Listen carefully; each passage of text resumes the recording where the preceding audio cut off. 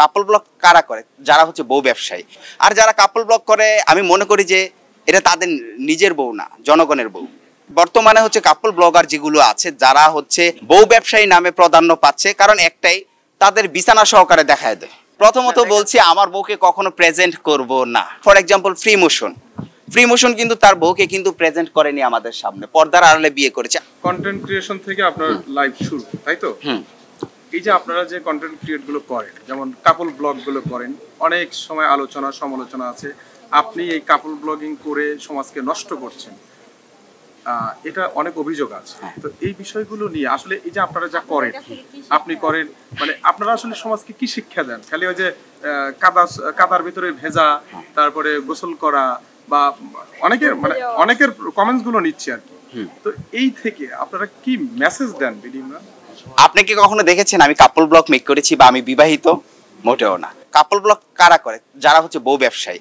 এবং দেখেন এই যে এই ইনভাইটেশনে যদি কোনো ক্রিয়েটর আসে, সে যদি লাইক কাপল ব্লগ হয়, তার সাথে অবশ্যই আমি একটা কথা বলবো, বিকজ হচ্ছে আমরা একই প্ল্যাটফর্মে কাজ করি, তাই না?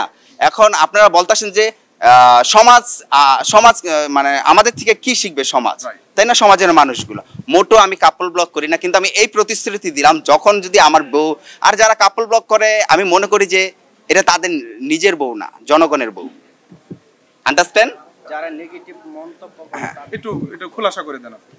যারা নেগেটিভ মন্তব্য করে, কিছু ব্লগার আছে যারা হচ্ছে স্বামী স্ত্রী একসাথে ব্লগ করে, বাট হচ্ছে তারা কিন্তু ওরকম অশ্লীলভাবে প্রেজেন্ট করে না, খুব সুন্দরভাবে প্রেজেন্ট করে। বাট বর্তমানে হচ্ছে কাপল ব্লগার যেগুলো আছে যারা হচ্ছে বউ ব্যবসায়ী নামে প্রাধান্য পাচ্ছে, কারণ একটাই, তাদের বিছানা সহকারে দেখায় দেয়। রাইট, সব সময় যারা কিছু ব্লগ করে হাজবেন্ড ওয়াইফ অভিনয় করে, ওদের মানে এফেক্ট গুলি আপনাদের উপরে পড়ে। আসলে আপনারা যারা মানে অশ্লীল প্রচার করতেছে, ওদের বিরুদ্ধে আপনারা কোনো মানে পদক্ষেপ নেবেন? আমি তো পদক্ষেপ নিব না, কারণ এটা তাদের একান্ত ব্যক্তিগত ম্যাটার, ব্যক্তিগত পার্সোনালিটি আছে।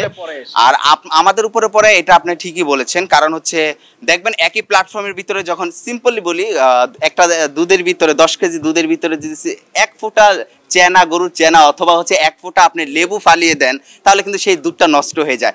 এই জন্য কিন্তু আপনারা আমাদেরকে পদবি দিচ্ছেন যে একজনের কারণে সবাই এরকম। যে আপনারা যারা ব্লগ করেন তারা কিন্তু বিয়ে করলে কেন লুকিয়ে রাখেন, বা আমরা আপনাদের কেন ব্লগ দেখতে পাই না? এখন আপনি আমার বউ দেখতে চান, তাই তো? তো আমি হচ্ছে প্রথমত বলছি আমার বউকে কখনো প্রেজেন্ট করব না।